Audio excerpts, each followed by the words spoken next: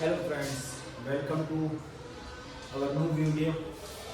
और आज हम बात करने वाले हैं कुछ कॉमन मिस्टेक्स के बारे में, जो कॉमन मिस्टेक्स हम लोग अपनी रॉयल एनफील्ड के साथ करते हैं।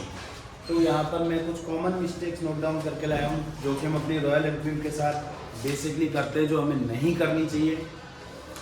तो ये है मेरे पास Royal Enfield Classic 350 halcyon green colour. तो आप जैसे कि देख रहे हो दोस्तों, ये हमने बिल्कुल नीट एंड क्लीन रखी हुई है, प्रॉपर सर्विस करा करके।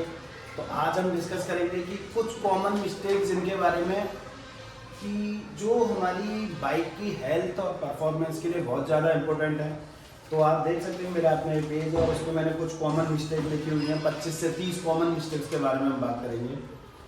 तो जिसमें हम बात करते हैं कि सबसे पहले दोस्तों, सबसे पहली बात आ जाती है कि गाड़ी चलाते समय आधा क्लच दबा करके रखना। मतलब बहुत से लोगों की आदत होती है कि ये हाफ क्लच को इस तरह से दबा करके ही वो क्या कर रहे होते हैं, ड्राइव कर रहे होते हैं। नहीं, इससे आपकी बहुत जल्दी क्या हो जाएगी, क्लच प्लेट आपकी क्या हो सकती है, खराब हो सकती है। ये मिस्टेक हमें कभी नहीं करनी है।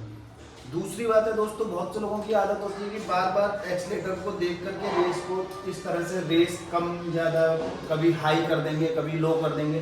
तो वो रेस को क्या करते हैं, बार बार एक्सीलेटर को अप डाउन करते हैं। तो ये भी एक बहुत बड़ी प्रॉब्लम है।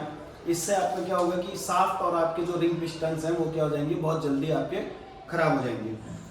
तीसरी जो बात करते हैं हम लोग, कि लोग क्या करते हैं कि गियर डालते समय अपना क्या करते हैं कि हाफ क्लच इतना लेकर के और गियर को चेंज कर देते हैं। हाफ क्लच से क्या करते हैं, गियर का आपने देखा भी होगा कि बहुत बार अगर आपके साथ भी ऐसा होता है तो कट करके आवाज़ आती है गियर चेंज होते समय, जो डायरेक्टली आपके क्या करता है कि गियर बॉक्स पे इफेक्ट करता है। और उससे आपको क्या है कि गियर बॉक्स में आपकी जो गरारी होती है उसके रिजिड होने के चांसेस बढ़ जाते हैं, और आपको 20 से 25 हज़ार का खर्चा आपका बढ़ जाता है। उसके बाद चौथा पॉइंट है, एक आदत होती है लोगों की कि गियर डाल दिए, कि पहला गियर डाल दिया, दूसरा गियर डाल दिया और रेस हाई कर दी, हाई एक्सीलेटर दे करके चलते हैं। यानी स्पीड है आपकी 50-55 और गियर पड़ा हुआ है तीसरा, या गियर पड़ा हुआ है दूसरा।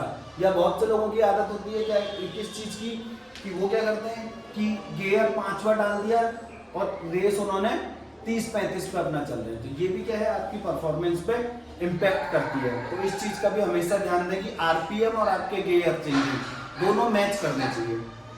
फिर बात आती है ओवर स्पीडिंग करना। जैसे आपको पता है कि 191 केजी की बाइक है, 195 केजी की बाइक है सॉरी, और इसको आप ओवर स्पीडिंग करेंगे तो आप इसकी कंट्रोलिंग खो देंगे।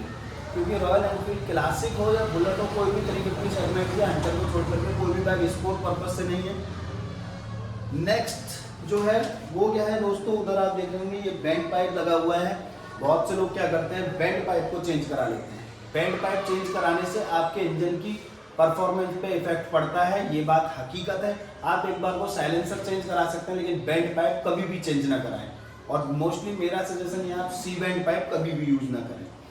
उसके बाद बात करें कि लोग क्या करते हैं, गाड़ी को हम लोगों को क्लीन रखने के लिए आपको हर बार प्रेशर वॉश करने की ज़रूरत नहीं है। बहुत से लोगों की आदत क्या होती है, कंटिन्यूसली गाड़ी को सर्विस स्टेशन पर ले जा करके प्रेशर वॉश कराते हैं। प्रेशर वॉश कराने से दोस्तों आपके जो पार्ट्स होते हैं वो कमज़ोर हो जाते हैं, प्लस उनमें क्या होता है कि जो पेंट है, तो जेन्युइन पेंट है, वो आपका क्या होने लगता है, डल होने लगता है।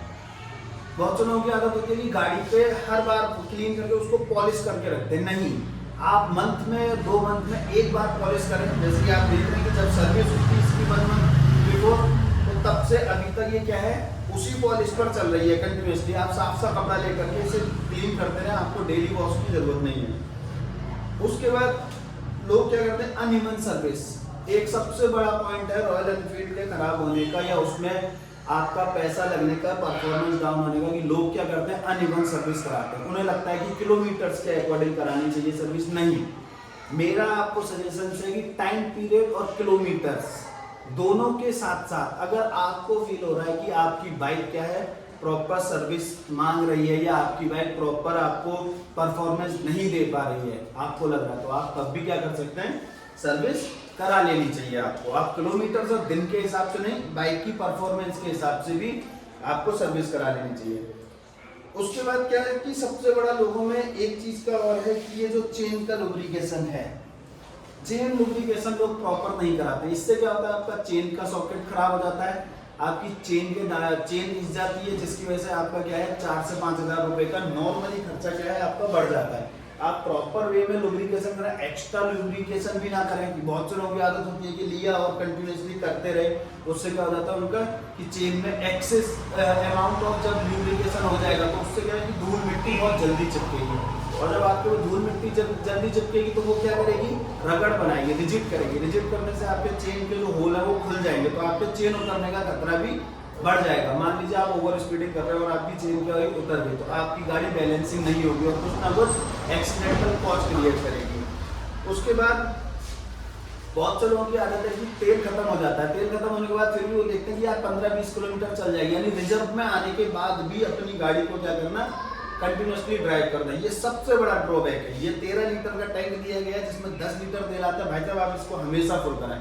यहाँ पर अब तो इतना आसान कर दिया कि अब तो पुरानी बुलेट में पता नहीं चलता था, इसमें मीटर में भी दे रखा है कि भाई आपको ऑयल की रिक्वायरमेंट है, तो आप उसे देख करके क्या करें, अपना ऑयल फुल कराएं, रिजर्व में गाड़ी को बिल्कुल ना चलाएं। उसके बाद दोस्तों एक जो कॉमन प्रॉब्लम है जो हम लोग करते हैं वो है गाड़ी में स्पोक्स, ये स्पोक्स व्हील भी है, इसकी जगह पर बहुत से लोग क्या करते हैं, एलॉय व्हील का यूज करते हैं। भाई ठीक है, शो ऑफ के लिए बहुत अच्छी चीज है, लेकिन स्पोक्स व्हील, मैंने एक पर्सनली एक वीडियो डाली हुई है स्पोक्स व्हील और एलॉय में क्या डिफरेंस है, शॉर्ट्स में भी आपको मिल जाएगा और आपको लॉन्ग वीडियो में भी वो मिल जाएगा। तो स्पोक्स व्हील अगर कंपनी लगा के दे रही है तो कुछ ना कुछ उसका पर्पज है। अभी आप इसमें 20 किलो 195 केजी की ये बाइक है, 20 किलो का आप इसमें एलॉय बढ़ा करके 20 केजी वेट बढ़ा करके आप क्या कर रहे हैं, इंजन के परफॉर्मेंस को ही तो ट्राई कर रहे हैं, उसी को तो डाउन कर रहे हैं, तो इसलिए एलॉय व्हील ना यूज करें।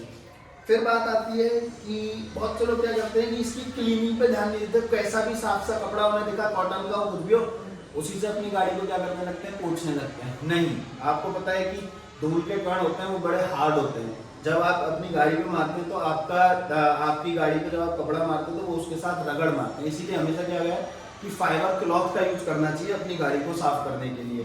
फाइबर क्लॉथ जैसा कि एग्जांपल मैं आपको पहले वीडियो में बता चुका हूँ, ये देख सकते हैं, ये फाइबर क्लॉथ है, इसमें फाइबर्स है, तो इससे क्या होता है कि आपकी गाड़ी पे धूल के कण स्क्रैचेस नहीं देते हैं।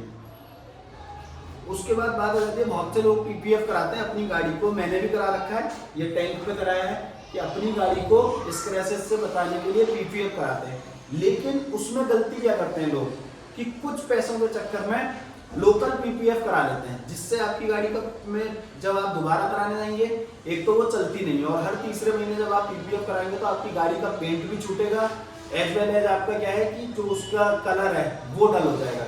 इसलिए पीपीएफ हमेशा ओरिजिनल कराएं, ना हो तो अपनी गाड़ी को बिना पीपीएफ के जितना बेटर से बेटर आप मेंटेन कर सकते हैं मेंटेन करें। क्योंकि मान लो आपने 4-5 हज़ार रुपए की पीपीएफ कराई, लोकल पीपीएफ कराई, और उसके बाद आपकी गाड़ी में क्या हुआ कि आपको वो चेंज कराने की जरूरत पड़ गई और आपका पेंट डल हो गया, तो जो न्यू टैंक आता है रॉयल एनफील्ड का वो 13,000 रुपए का आता है, और आप दोबारा पीपीएफ कराने चाहेंगे वो ओरिजिनलिटी आपको मिलेगी नहीं।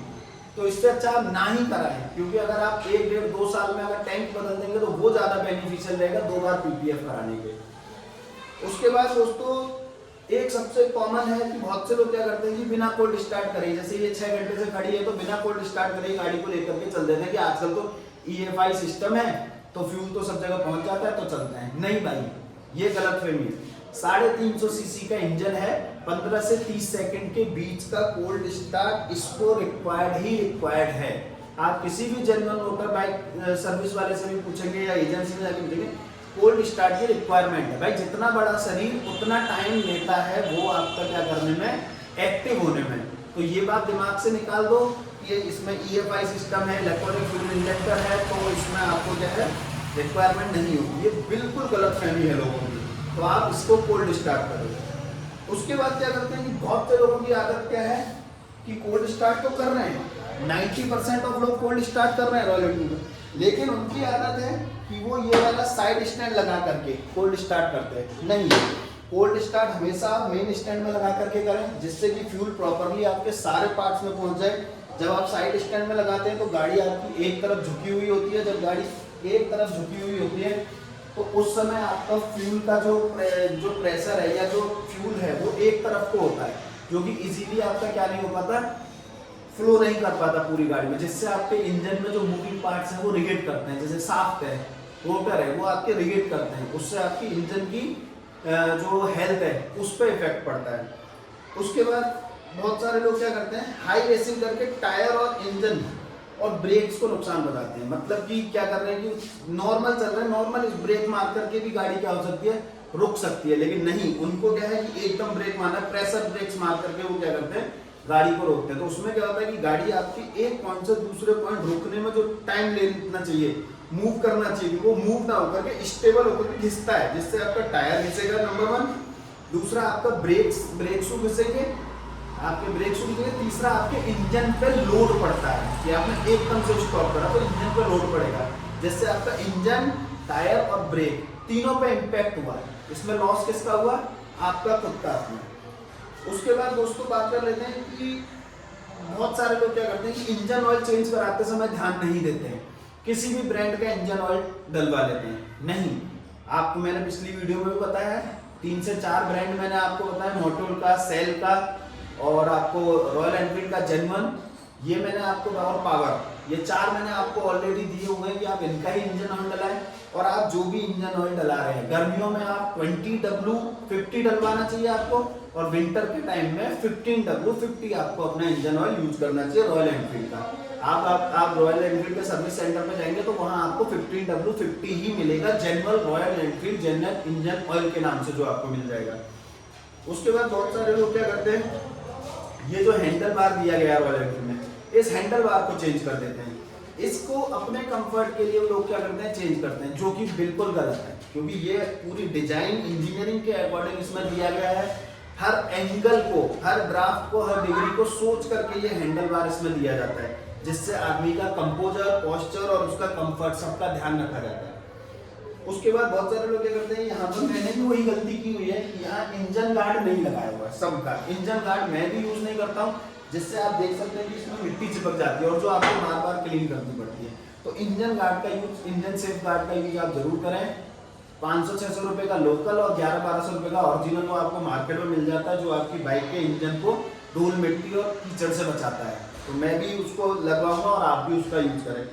उसके बाद बहुत सारे लोग क्या करते हैं कि गाड़ी पर ओवरलोड करके चलते हैं, यानी कि इसको ट्रिपलिंग का यूज करते हैं। मतलब कि देखो बाइक है तो बाइक ऑब्वियस सी बात है 2 सीटर चीज है, जब आप इस पे इससे हैवी लोड डालेंगे, 195 kg की बाइक है तो उसका कर्व वेट उतना है, यानी कि इस पे आप मैक्सिमम क्या है कि 100 kg लोड और डाल सकते हैं या 150 kg लोड और डाल सकते हैं, 75 kg के 2%। लेकिन आदमी क्या करता है 3-3 और 4-4 बैठ करके इसको चलाते हैं, वो भी आपके इंजन की परफॉर्मेंस को इफेक्ट करेगा।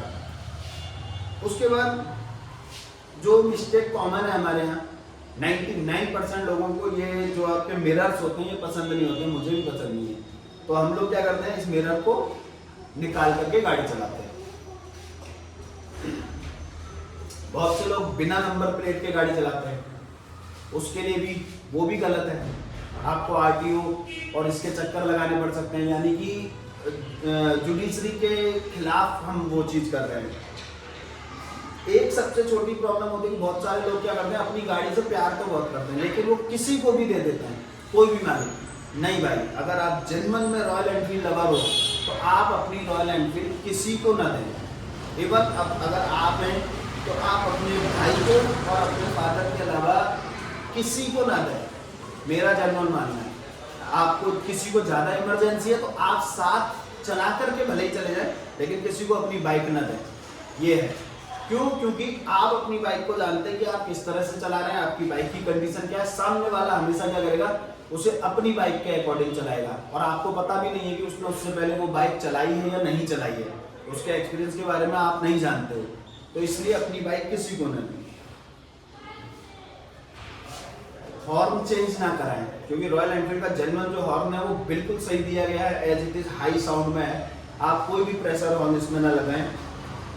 फिर एक जो कॉमन मिस्टेक हम लोग करते हैं कि हमारी सबसे बड़ी आदत है कि ये हमारी बाइक में क्या है, सॉकर दिए गए, सस्पेंशन।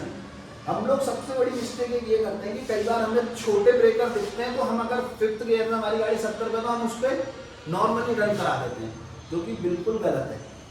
सॉकर पे हमें स्पीड धीरे करनी चाहिए और स्लोली ही उसे क्या करना चाहिए, पार कराना चाहिए। क्यों? एलॉय के टाइम, एलॉय वालों के लिए सबसे सबसे बड़ी प्रॉब्लम है। स्पोक व्हील तो चलो एब्जॉर्ब कर जाते हैं उस गड्ढे को, लेकिन एलॉय में एलॉय ब्रेकेज का खतरा बढ़ जाता है। दूसरी चीज, जब भी आप ऐसा कर रहे हैं कि आप ब्रेकर्स को इग्नोर कर रहे हैं, तो कहीं ना कहीं आपके सस्पेंशन पर, फ्रंट और रेयर दोनों सस्पेंशन पे क्या है इफेक्ट आ रहा है। आपके शॉकर में क्या है अनइवननेस आएगी, आपकी बाइक में क्या है अनइवननेस आएगी, जिससे आपकी बाइक कुछ आवाज कर सकती है या आपके सस्पेंशन बैठ सकते हैं, तो उसका भी हमें ध्यान रखना है। Thank you. आई होप आपको ये कॉमन मिस्टेक्स समझ आ गई होगी जो आपको नहीं करनी है। ये कॉमन मिस्टेक्स, इसमें से कुछ मैं भी रिपीटेटिवली कर रहा हूँ, मैं ये नहीं कहूँगा कि मैं नहीं कर रहा हूँ, बट हाँ कुछ ऐसी कॉमन मिस्टेक्स हैं जिनको हम छोड़ सकते हैं। तो थैंक यू। अगर ऐसी और इन्फॉर्मेशन चाहिए तो उसके लिए लाइक शेयर सब्सक्राइब करें। Thank you so much.